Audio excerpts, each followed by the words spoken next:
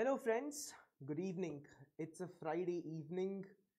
All the techies out there would be celebrating that it's the end of the week. It's the time for the weekend.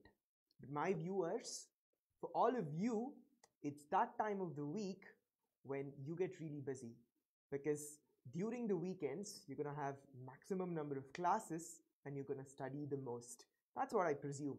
So Friday evenings are, in my opinion, the ideal time for me to conduct one of these BYJU'S Facebook Live session brought to you by the JEE team here, which is aimed at helping you in understanding the concepts of math a little better and also to help your preparation for the upcoming JEE examinations.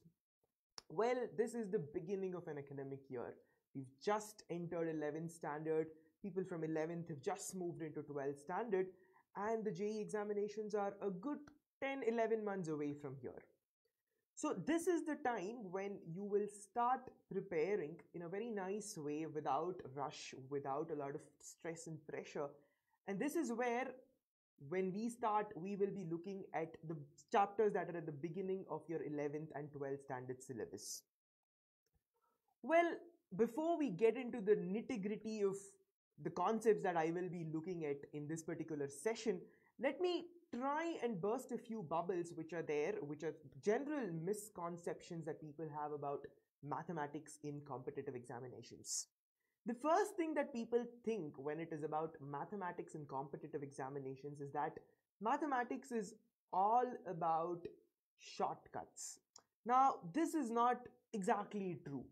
Even though towards the end of this year, you will find out that you have a shortcut method for almost every problem that appears in the competitive examination, you must understand that these shortcut methods, most of them, except for, of course, the famous or the infamous L'Hopital's theorem, everything has been devised by very intelligent mathematicians who have meticulously done each and every step and arrived at something which has been spoon-fed to you and has been called as a shortcut. Now, shortcuts have to be used by only those people who have a very sound understanding of the concepts.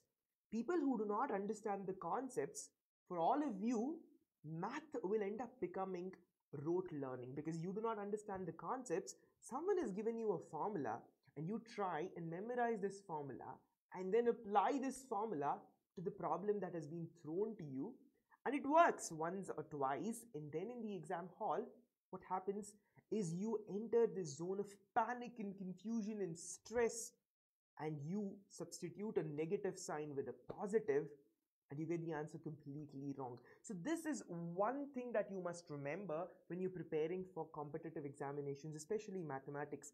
Mathematics is not about shortcuts. This being the beginning of the academic year, this is the right time and we set a right platform for you to understand the details of each and every shortcut method that you will encounter. So the best way to prepare mathematics, this is the second thing, the second misconception that people have. The best way to prepare mathematics, a lot of people believe, is to go through the formulae and solve lots and lots and lots of problems. Of course, solve lots and lots and lots of problem is the right way to do math, but going through the formulae and solving problems is not the end of it. You actually begin by going through all the derivations. Very, very important in mathematics to go through all the derivations and make sure that you understand how a formula has come. Because if you understand the derivation and if you understand the crucial elements that go into the derivation of any math formula, you'll understand that most of the problems are based on how you derive a formula. Once you know the formula and its derivation, solving most of the problems becomes quite easy. So memorizing a formula and solving all these problems, that is not the way to go about mathematics. Understanding the derivation of the formulae is equally important because then solving problems becomes fun and easy. Today I am going to start the sessions which are lined up, which will help you in preparing better for competitive examinations and inherently for your board examinations as well. the first few chapters that I've taken are in, well, it's in a very pedagogical order of what is given in your CBSE textbooks. I start with sets. Now, sets is the very first chapter that NCERT students will see in their textbook in 11th standard. As soon as you open your math textbook, the first chapter that you look at is sets. Now, sets is not a very difficult chapter. In fact, it's one of the easiest chapters across two grades in 11th and 12th. And also, you will understand that even if you've not been introduced to the concepts of sets, what is being covered here isn't something that you are unaware of. It's more or less general knowledge. They've just formalized things and they've put it in a very nice way. And that is all that this chapter is about. But what people sometimes forget is that though this chapter appears to be very simple with actually not many concepts, with absolutely no convoluted concept, this chapter forms the foundation to not just the chapters which are built on it, but the whole of mathematics of 11th and 12th standard.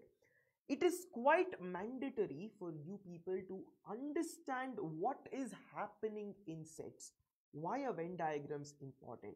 Why is it important to understand the dynamics of union and intersection of a set? What are the consequences of De Morgan's law? Now, people generally tend to overlook this chapter because this chapter does not fetch direct questions in the JEE examinations. So there's a general convention that we open past papers even before we've looked at the syllabus. We look at the past papers, we look at how many questions have come from this chapter in the past few examinations. And the first thing that you will notice is the chapter called sets will almost always never fetch a question in the JEE advanced examination and will fetch quite trivial questions in the JEE main examination. So kids tend to say that, okay, now this chapter, which is the very first chapter of 11th standard, is not a very important chapter. This chapter, I can probably overlook this chapter and I'll directly go on to the second chapter. Now the second chapter which is there is relations. Now relations, of course, is a second step after sets. Now this is a logical successor of sets. You learn Cartesian products in sets. Towards the end of sets, you'll come and look at Cartesian products. And once you've looked at Cartesian products, it will build on to the concept of relations. Now in 11th standard, whatever you look at NCERT textbook, from the chapter relations are quite trivial topics. So you will again feel that whatever I've learnt in sets was quite trivial, and what I do in relations based on what I learnt in sets is also quite trivial. So these two chapters, not so important. But believe me, if you don't understand these two chapters, if you don't understand the dynamics of how sets and relations are built, you will almost always never understand relations of grade 12. And what is the saddest part is you will not properly understand functions.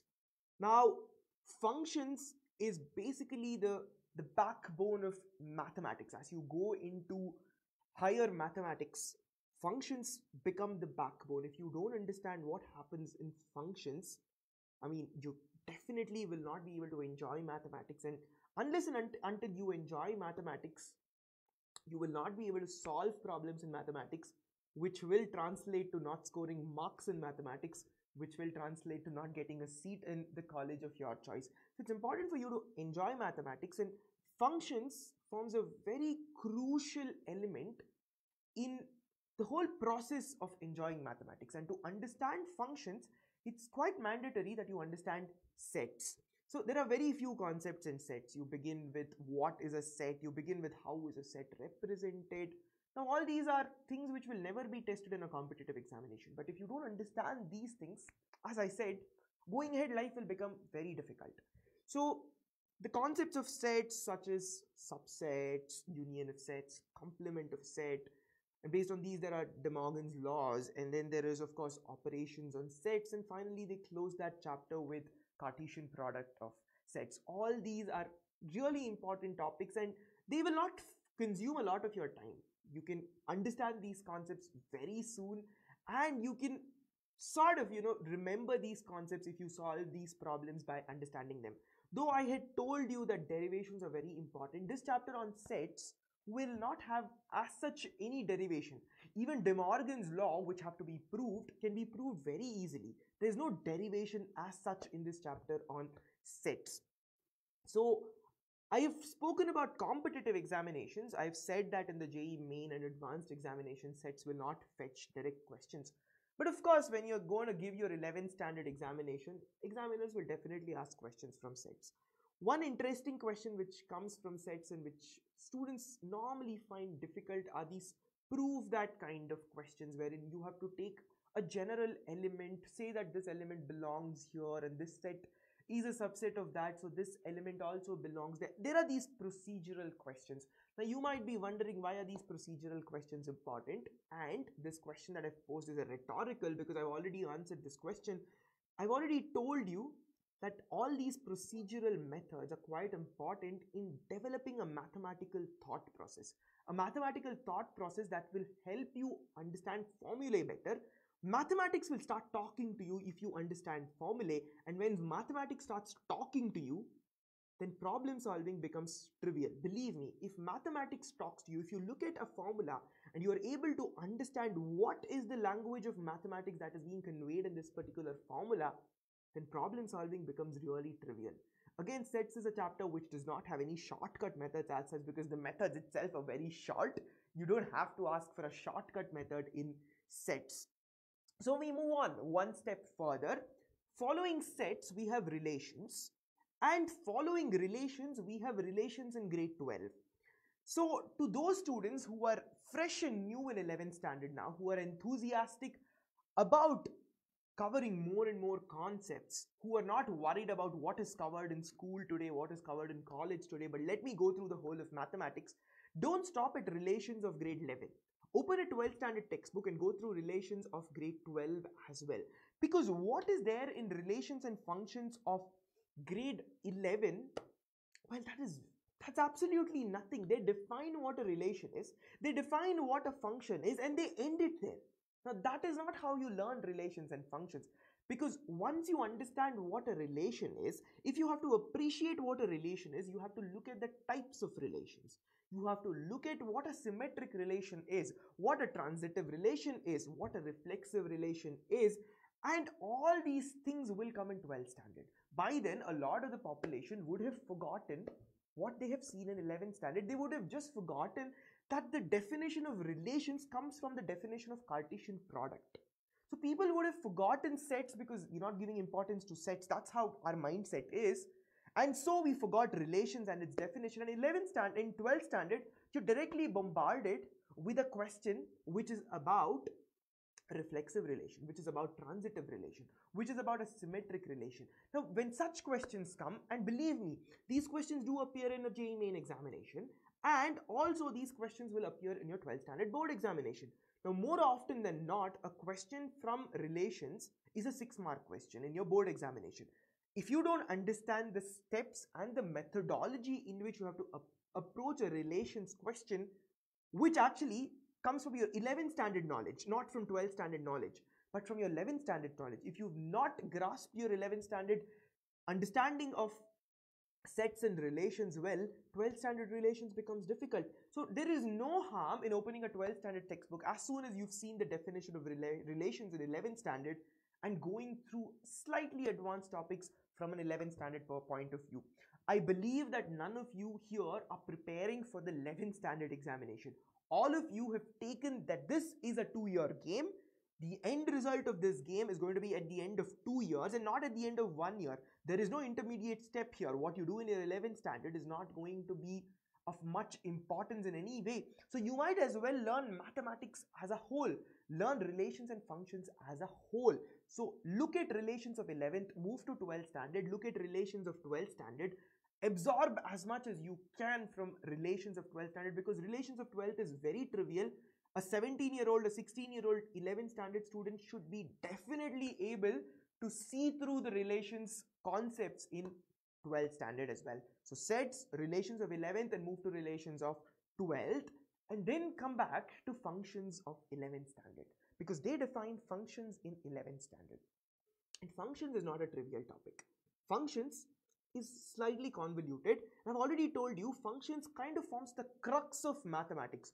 Everywhere across all domains of mathematics, functions form a very, very vital linking element. So if you know functions well, a lot of other concepts you can try to understand them. If you don't understand functions, a number of concepts you cannot even attempt at understanding them, because you don't know what happens in functions.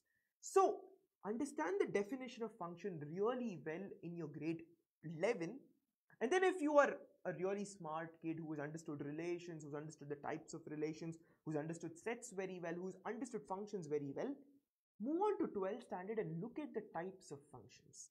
Look at what is an injective function, what is a surjective function, what is a bijective function, and then move on to when does a function have an inverse. Now, understanding these elements might take time, but it is worth investing that bit of time now, because you have a lot of time and you are under minimal pressure, I would say, because it's just the beginning of 11th standard days.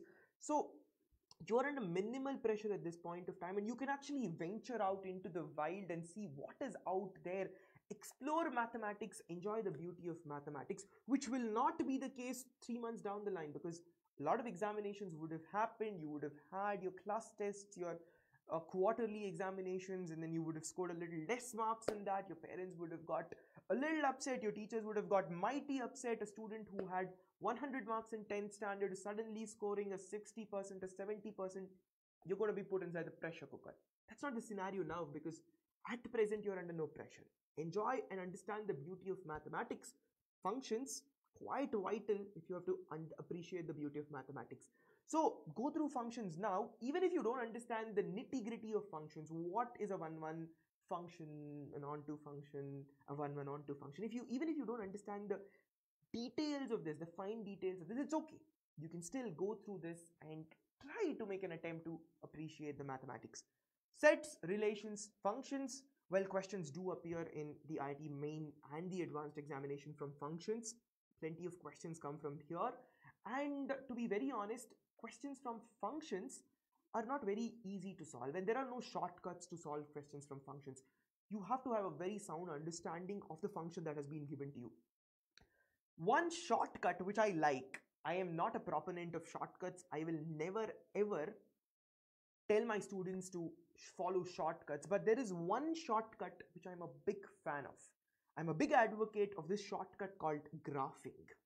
In the chapter on functions, the best shortcut, and in my opinion the best method, is to plot graphs. You don't have to plot accurate graphs, but you can plot graphs, look at the nature of the graph and identify a plethora of things. You can identify lots and lots and lots and things about a function if you're able to graph a function. So pay a little bit of attention on plotting functions, on interpreting the graphs of functions. Believe me, one of the most important units in mathematics across 11th and 12th is calculus. And the most important chapter in 11th and 12th, a single most important chapter after parabola, would be definite integrals. Now, in the chapter on definite integrals, if you know graphing very well, you have actually solved 50% of the questions even without knowing what definite integral exactly means. You don't have to integrate complex functions. All that you need to draw is plot a graph and find the area of the whichever region is required from this graph, which boils down to coordinate geometry. So when you're looking at the chapter on functions, make sure that you understand how to graph things well. Make sure that you understand the nature of complex functions. How do I draw a graph of a complex function? By now, a lot of you would have heard what a modulus function is. So understand what modulus function graph actually represents. Don't mug up graphs, because you would have been given 4 or 5 graphs in your syllabus. And if you just mug up these graphs, it's sort of loses the purpose, because graphs are not there to be mucked up. You should not say that ax square plus bx plus c is equal to 0 is basically a parabola which with equal to 0 means where does it cut the x-axis. You must understand what ax square plus bx plus c actually represents. Why is it a parabola? Why is it an upward parabola? Why is it a downward parabola? All these beauties will come only and only if you are able to appreciate graphs. So if you're able to appreciate graphs and if you're able to look at how graphs are, then a lot of mathematics becomes really interesting, and that comes from functions. So sets builds to relations, builds to 12th standard relations, come back to 11th standard functions, go to 12th standard functions, try and see if you can understand 12th standard functions, and most importantly, understand what graphing is and understand interpreting graphs. It's very important. If you know to graph and to interpret graph, it'll be useful to you in your entire journey ahead. You have lots and lots of years of education left, and graphs, irrespective of the domain that you go in, play a very important role, and that will come from understanding functions and their graphs. So relations, sets, relations and functions are done, which leaves me with one topic that you might be wondering is not connected to these people, which is trigonometry. You've already seen trigonometry. To all those who have seen trigonometry in 10th standard as something which measures a triangle, specifically a right triangle, it's time to burst a few bubbles again. Trigonometry is very intricately related to functions. Trigonometric functions are very beautiful functions. I love trigonometric functions, and manipulating trigonometric functions, bringing you out of the world of a right triangle and introducing trigonometry in the Cartesian plane is, in my opinion, the most beautiful thing that happens to mathematics in 11th standard. Suddenly, trigonometry is no longer about opposites and hypotenuses and adjacents. Trigonometry is out there in the coordinate plane, and you are suddenly remembering things like all silver teacups. You are actually going out of triangles and getting into the world of trigonometric functions, wherein you input a value, you get a value out. That's all that trigonometry is about. It's no longer just about right triangles. So that's what 11th standard trigonometry does. It takes trigonometry out into the world of the Cartesian plane, and then we start playing with trigonometry. We were so far interested in trigonometric ratios of angles individually. Now we look at what happens if I add a couple of angles. What will happen if I take the sum of two angles? What will happen if I multiply an angle by a constant? So what will happen if I divide an angle by a constant? Will the trigonometric ratios change? Of course they will, but is there a particular pattern in which these trigonometric ratios change? All these are rules that you will learn in your 11th standard. You will start looking at trigonometric ratios in different quadrants. How do sines and cosines behave in different quadrants? You will start looking at compound angles. You will start looking at multiple angles, and then you will start looking at some interesting formula. You will come across the sine rule, the cosine rule. You will start solving for different parameters of a non-right triangle. Now, so far, trigonometry was all about right triangles.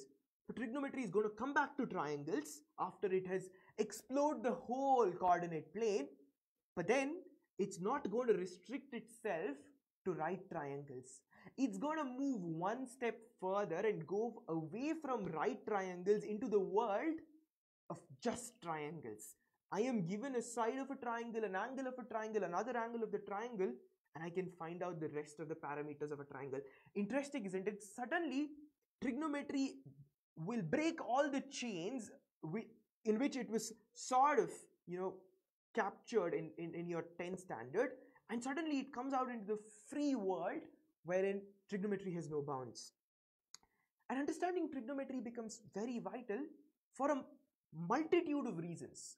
It's not just one reason that trigonometry as a chapter is going to fetch marks or fetch questions which will give you a lot of marks in your examination, be it the board examinations or be it the competitive examinations. but trigonometry is going to find applications across. And this does not mean just mathematics. Physics, chemistry, everywhere trigonometry is slowly going to creep in. A lot of your formulae in physics will require you to understand trigonometry to solve. Suddenly vectors become interesting because now vectors have components which can be resolved only if you know trigonometric ratios. So trigonometry is pretty much important across all subjects of science, because if you don't understand trigonometry here, I am not sure if you will be ever able to understand vectors, which is the first chapter in physics, isn't it? So if you don't understand vectors, probably you will never understand the whole of physics that is there to follow. To understand vectors, you need to understand trigonometry, and you need to appreciate what is trigonometry and the beauty of this wonderful world of trigonometry. More importantly, just as you fast forward yourself a little into the future, you're going to come across calculus. Now, I keep mentioning calculus because calculus is the single most important unit of mathematics in your 11th and 12th standard. So, when it comes to calculus, a lot of calculus is going to depend on your knowledge of trigonometry. Now, a lot of my students feel that questions in the board, in the competitive examinations, be it JEE Main or JEE Advanced, come from a lot of topics of calculus. Believe me, 5 out of 10 problems which come in differentiation, in differential calculus, which is an important concept, can be solved very easily if you know trigonometry. Now, a lot of simplifications in differential calculus problems are based on trigonometry and not on calculus. At the end of the day, you just have to differentiate a very simple trigonometric function if you know trigonometry. If you don't know trigonometry, then you'll have to basically differentiate a very complex trigonometric function. So understand that getting a good hold of trigonometry early is very important across all subjects and in mathematics itself. So today's chapters that we've discussed, relations, functions, and before that sets, and then trigonometric functions, are very, very important as they form the foundation to not just mathematics but physics and sometimes chemistry as well. So it's important that you pay a lot of attention and spend a lot of time solving varieties of problems, understanding the concepts, and wherever there are derivations, understanding the nitty-gritties of these derivations, because then life becomes really easy. And this is the time when you have this sort of free space that you can actually invest into understanding these concepts better. So with that, I'm going to probably end today's session. I've given you almost all the things. I've not spoken about trigonometric equations, which I will speak in the next session that is there to follow. I've not spoken about inverse trigonometric functions today. Again, these two topics of trigonometry, I will speak it in a different context because it doesn't somehow fit in here, because you still don't know functions to great detail to appreciate what happens in trigonometric functions, in inverse trigonometric functions. And to understand trigonometric equations, it's quite important to, start having a feel of algebra chapters. You need to sort of understand what happens in quadratic equations, and you need to sort of understand what happens in sequences and series, because sometimes all these trigonometric equation problems will not just be about trigonometry, but will be about a little bit of algebra as well. So all these concepts of trigonometry will be discussed on a later date. So I will stop here. Okay.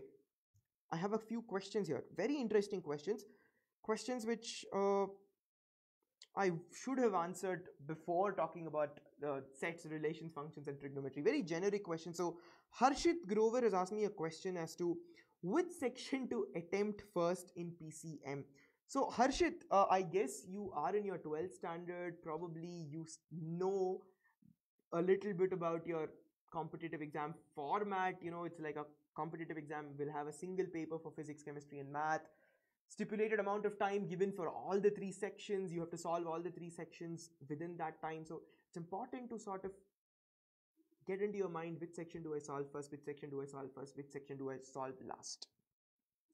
So what it brings me to mind is, at this juncture, which is the beginning of an academic year where things are just starting, please don't think a lot about competitive exams already. There is a lot of time for you to think about competitive exams. Think about subjects. Don't think about, okay, math is my strength Math is a subject where I'm going to score 120 out of 120. Chemistry is a subject that doesn't make sense to me. That's where I'm going to score a 20 out of 120. So I'm not going to give a lot of importance to chemistry. Physics is a subject where I'm okay, so I'm going to pay a little bit of attention there. So all my effort goes into math, a very little effort goes into chemistry, and intermediate effort goes into physics. Please don't do this. Please don't do this at this particular point. These are things that you can do probably 3 or 4 months before your competitive examination, when you've put in a year and a half of efforts and you know that my strength is math. It's been an entire year and a half of efforts and I'm not doing great in physics and chemistry. My strength is math. So let me try and maximize scoring marks in this area of my strength. This is things that you do way into the future. It's very early days. This particular time, try and explore the beauty of science. Try and explore physics, chemistry, and math equally. Try and figure out if there is something in physics that clicks, something in math that clicks, something in chemistry that clicks. Try and figure out what doesn't make sense to you in these particular chapters so that you have a very good understanding of what are your strengths and weaknesses. So Harshit, at this particular point, it's not the right time to answer your question as to which section should I answer first. Should I answer physics first or chemistry first or math first? I would say this is the time for you to analyze which is your strength. Is it math? Is it physics? Is it chemistry? And if it is physics, chemistry, and math, where do your actual strengths lie? Where do your weaknesses lie? I am pretty sure that a person who is extremely strong in mathematics might not be equally strong in statistic probability and in calculus. So these are things that you have to find out now. Now is the time for you to explore and understand the concepts that are there across these subjects, understand the beauty of these things, solve a lot of different things, and then come to a conclusion as to what clicks, what doesn't click. So which section to attempt? This will be answered when I take a session in January. So Harshit, if you are really interested in knowing the answer from me, wait until January. I'll take one more questions, probably 2 more questions, and then I will wrap up this session because it's already past 30 minutes and I'm not interested in taking long sessions. So Prasad here has asked me a question. I am in 10th standard now. Shall I prepare for JEE from now? If yes, how? Well, this reminds me of a very interesting question that I'd read on Quora. A few days ago, someone had asked, my kid is in 5th standard. Should I start preparing my kid for the IIT examinations now? IIT examinations are very important. Probably the most difficult examinations that you will encounter in your life. But of course, today kids start preparing for the IIT from 8th standard, but this is not the right time to prepare for a competitive examination, because end of the day, your competitive examination is nothing but math, physics, and chemistry. If you are a master of math, physics, and chemistry, nothing will stop you from scoring marks in these examinations. So the most important thing that you need to understand now is how do you want to master these? Different people have different strategies. The third question that I'm going to answer is from Dhruvil Hirpara. I'm sorry if I've got your name wrong. And he's asking me which are the best reference books for JEE Main and Advanced for Math.